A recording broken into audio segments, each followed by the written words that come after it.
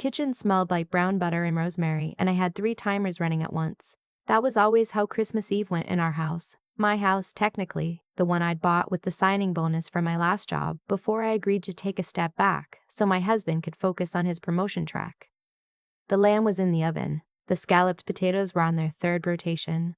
I had a charcuterie board the size of a coffee table laid out on the island, and my mother-in-law was standing 2 feet away from it, telling me the prosciutto was sliced too thick. "It's fine," I said. I didn't look up. "It should melt on the tongue," she said. "This doesn't melt." I set down the basting brush, picked it back up, set it down again. Her name was Joanne, and she had strong opinions about cured meats and very few opinions about kindness.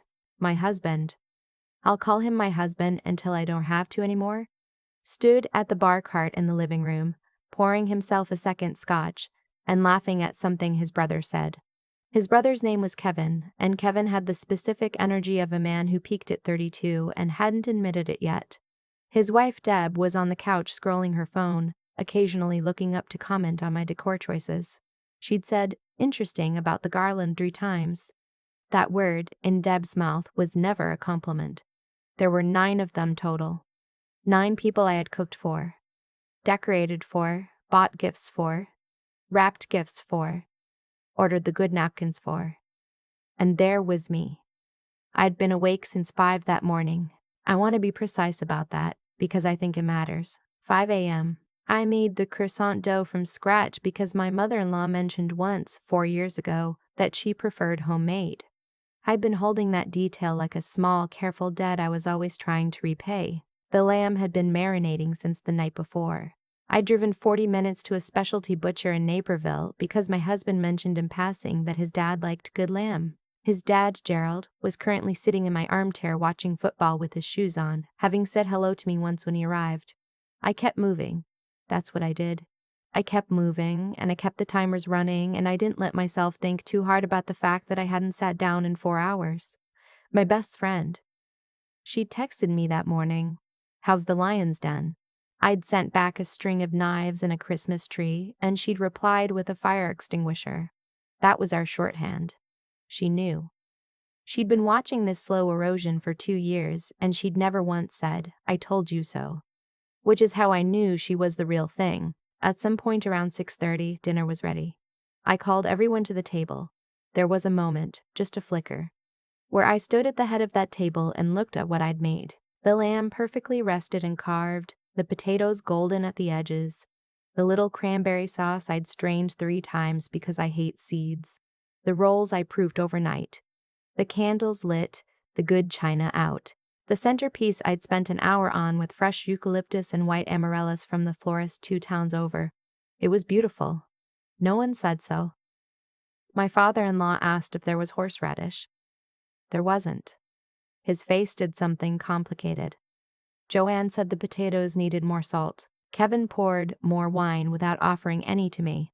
My husband sat at the other end of the table and smiled at his family like everything was perfectly normal. Like this was just a nice holiday dinner that had materialized out of thin air. And I watched him and thought, when did you stop seeing me? I don't know exactly when it happened. That's the thing no one tells you about a marriage going wrong. There's no single moment you can point to and say, there, that's when it broke. It's more like a sweater unraveling. You notice a loose thread. You mean to deal with it. You don't. Then one day, you reach for it and it's just gone. He'd asked me to leave my job 2 years ago. That's the polite way to say it. Asked. What he actually said was, it would really help our family if one of us wasn't stretched so thin. And I, like an idiot, had understood this to mean us, meaning both of us would sacrifice something, meaning we were a team making a hard decision together. I had been a project manager at a mid-sized architecture firm. Not glamorous, but mine. I was good at it. I had a reputation. I had a work wife named Claudia who brought me coffee when I was stressed and celebrated every win like it was personal, because to her it was. I left that job on a Friday in February, 26 months ago. I cleaned out my desk and Claudia cried and I told her it was just a new chapter. What followed was not a new chapter.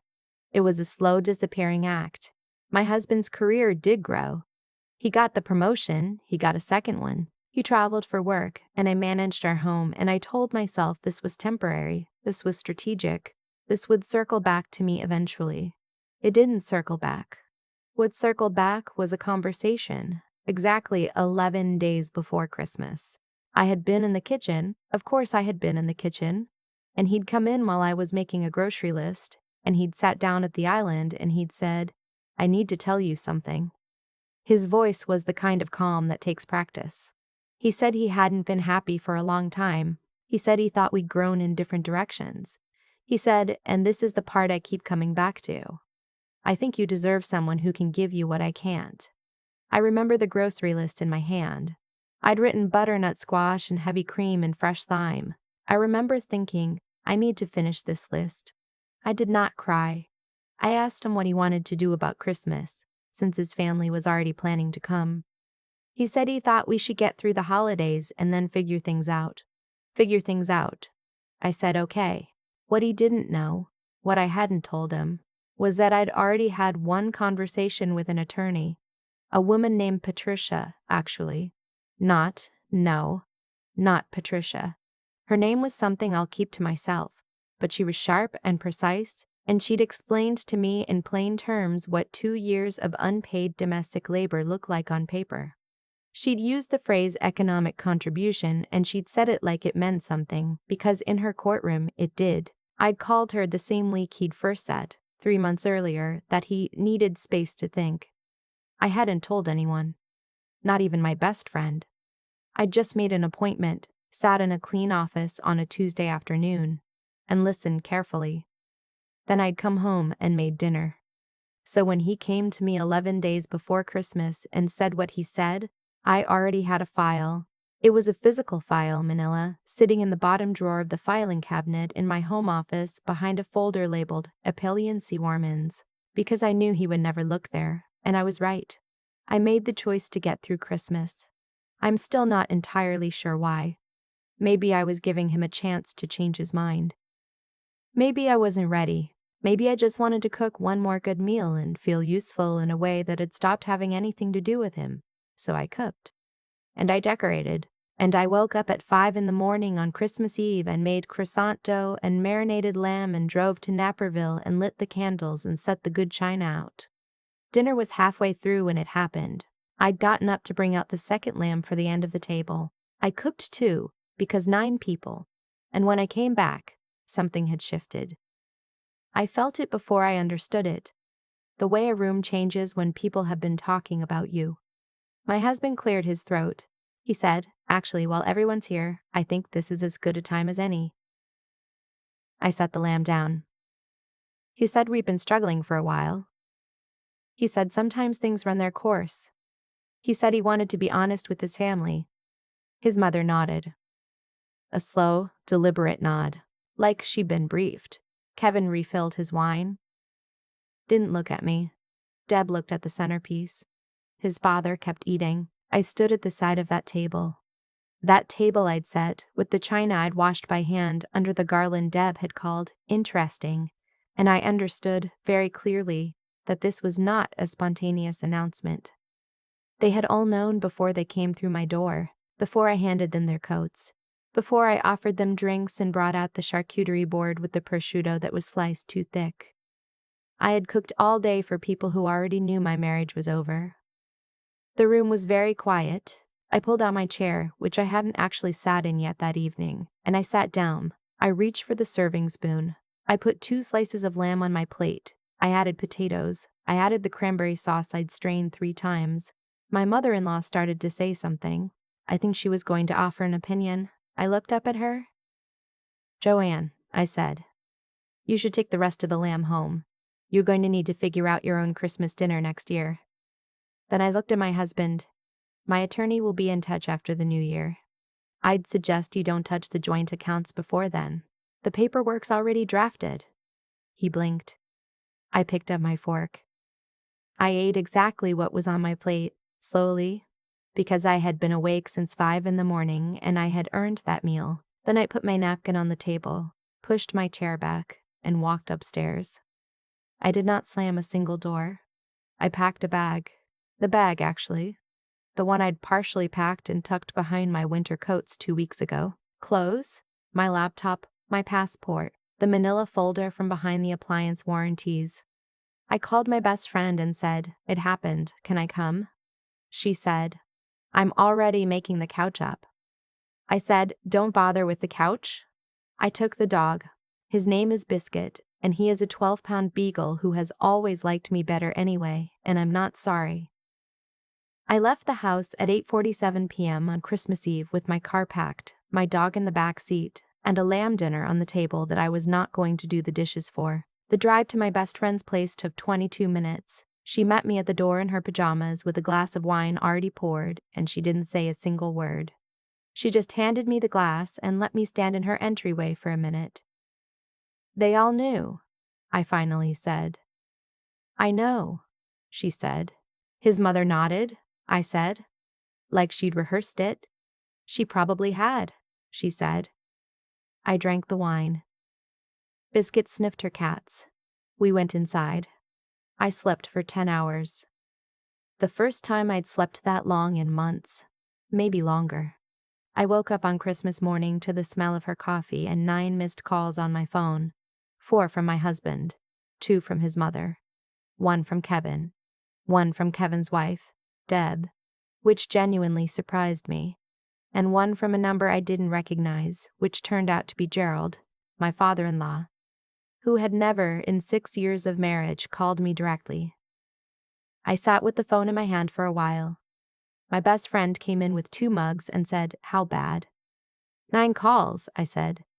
She raised her eyebrows. "What do they want?" And that was the question, wasn't it? I'd been asking myself the same thing while I looked at that call log. Because, what was there to say? What could any of them possibly need from me now, after sitting at my table with the knowledge that my marriage was ending and saying nothing, eating my food, letting me refill their glasses? I thought about it while I drank the coffee. Good coffee. She keeps the nice beans, the ones from the place in Logan Square that roast their own. I thought about it while Biscuit ate his Christmas morning kibble and acted like this was all completely normal, which honestly was the correct attitude. Here's what I landed on: the house. Specifically, the things in it. The joint accounts, which I had already moved, legally, cleanly, documented, the day after my first attorney meeting. Half into a new account in my name, exactly as I'd been advised. The mortgage information, which was in my filing system. The tax documents for the year, which I'd been managing as I'd managed everything else for 2 years. The login for the home warranty. The name of the plumber. The name of the electrician. The name of the plumber. The name of the pest control company that came every spring. Every single functional piece of that household lived in my head or my files. He didn't know the Wi-Fi password. I changed it 3 weeks ago, for unrelated reasons. And he'd asked me to write it down, and I'd said I would, and I hadn't. And this had seemed like a small thing at the time. It was not a small thing. I let the calls sit. I opened a text from my husband that said we need to talk about the accounts. I read it twice and put my phone face down on the coffee table. My best friend said, "Do you want me to make eggs?" "God, yes," I said. She made eggs. Scrambled with cream cheese mixed in the way I'd taught her years ago, the way that makes them almost custardy. She made toast. We ate on the couch with Biscuit between us and watched one of those British baking competition reruns she keeps queued up. And I did not answer a single call.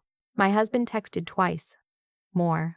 His mother left a voicemail. I listened to it once, noted the tone, aggrieved, not apologetic, saved it, and filed it in a folder on my phone I labeled "Do Not Delete."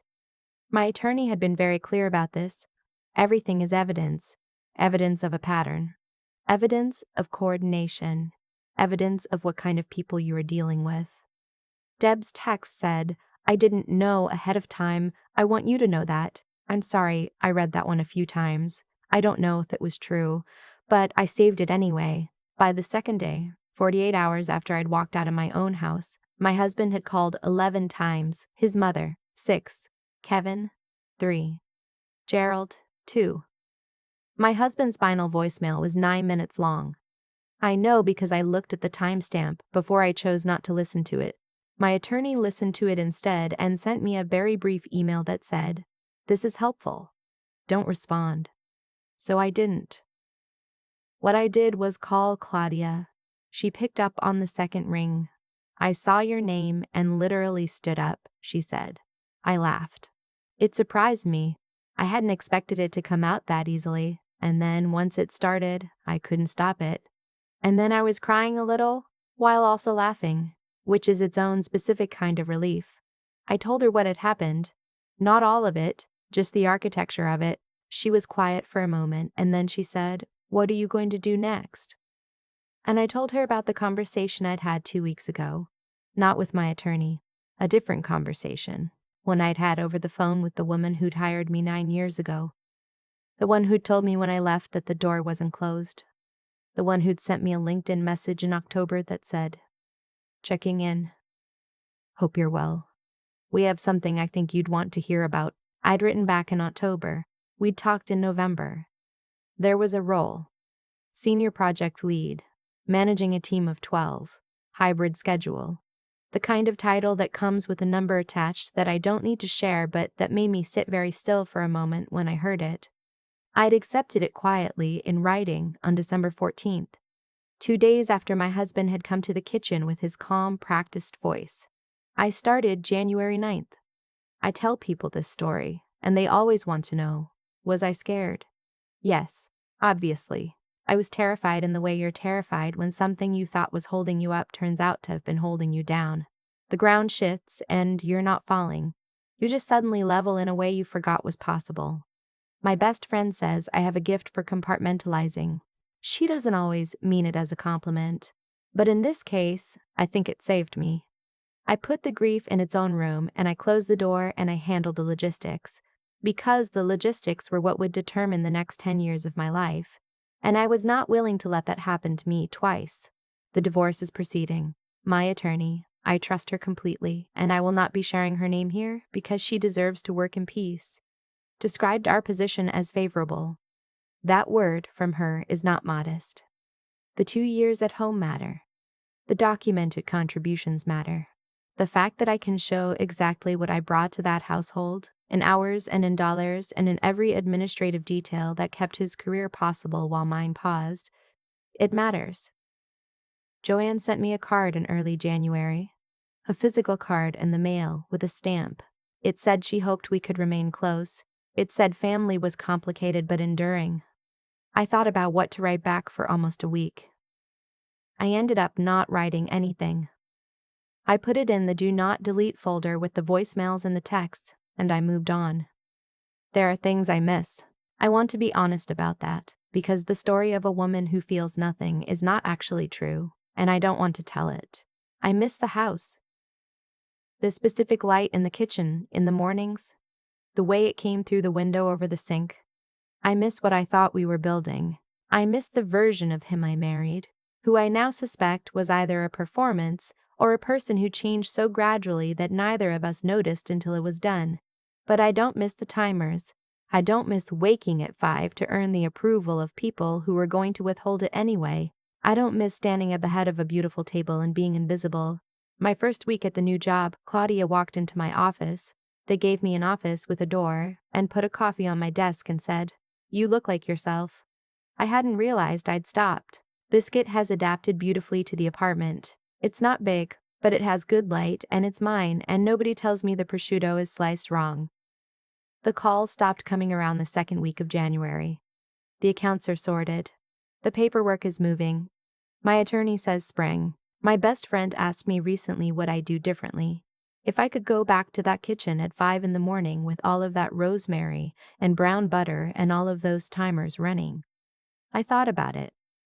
I'd have taken the good olive oil when I left, I said. I forgot the olive oil. She laughed so hard she spilled her drink. That night I ordered a new bottle. The good kind, from a small producer in California that I'd found years ago and introduced to my husband, who had always poured it without comment. It arrived 2 days later. I opened it immediately, poured a little onto a plate the way you're supposed to, tore a piece of bread, and tasted it. It was exactly as good as I remembered. Better, actually. Everything tastes a little better when it's entirely your own. I keep thinking about the olive oil. Not the table, not the calls, not the 9 missed notifications on Christmas morning. The olive oil I forgot to pack when I walked out of that house. It sounds ridiculous, but I think that's where the real lesson lives, in the small things you leave behind without meaning to, and the ones you carry forward on purpose. What happened to me didn't happen overnight. That's the part I want to be honest about.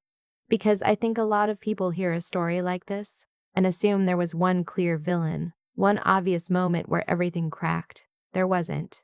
It was slower than that. It was 2 years of slowly handing over the parts of myself that made me capable. My time, my career, my mornings, my agency. In exchange for a version of stability that turned out to have my name on it, but not my voice. The choices I made along the way were mine. I'm not absolving anyone else, but I'm also not pretending I had no hand in it. I stayed when I felt the distance growing. I kept cooking when the kitchen stopped feeling like mine. I absorbed the small humiliations, the prosciutto comment, the shoe on the armchair, the word interesting about the garland, because I had convinced myself that keeping the peace was the same thing as keeping the family. It wasn't. It never is. What changed everything wasn't the moment he spoke at that dinner table. What changed everything was that I had decided, quietly and without telling anyone, that I wasn't going to be caught unprepared. I made an appointment. I sat in a lawyer's office on a Tuesday and I listened and I took notes and I came home and I made dinner and I kept that knowledge private and intact until I needed it. That's not coldness. That's the kind of clear-eyed thinking that becomes available to you when you stop spending all your energy on people who are not thinking clearly about you. I used to believe that being good, being generous, being accommodating, being the person who woke up at 5 and drove to Naperville for the right cut of lamb was its own protection. That if you gave enough, people would recognize it. That decency was contagious. I don't believe that anymore. Not exactly. I believe decency matters because of what it makes you, not because of what it produces in others. I acted with integrity throughout that whole unraveling. I didn't freeze accounts unfairly. I didn't lie. I didn't burn anything down. I walked out with my dog and my documents and my dignity, and that's the foundation you can actually build on. The intelligence piece. Knowing when to speak and when to wait, knowing what to save and what to let go, knowing that a voicemail can be evidence and a text can be a record. That's not something anyone taught me in school. I had to learn it in a lawyer's office in a friend's kitchen on Christmas morning, but I'm grateful I learned it before the damage got worse, and I hope someone listening to this learns it before they need it. And then there's the part that I think is hardest to talk about, staying intact on the inside when everything outside is falling apart. That's not drama. That is the work. Getting through that Christmas Eve without rage, without cruelty, without collapsing. Sitting down at that table and eating what I cooked, slowly because I'd earned it. That required something I didn't know I had until I needed it. Claudia said I looked like myself when I walked back into that office in January. I think what she meant was that I looked like the version of me that existed before I started disappearing. That version was always there. She just needed the right conditions to come back. The olive oil arrived 2 days after I ordered it. I opened it at my kitchen counter. My counter now, in a place with good light that is entirely mine, and I tasted it plain, the way you're supposed to. It was better than I remembered. Most things are, once they're fully yours.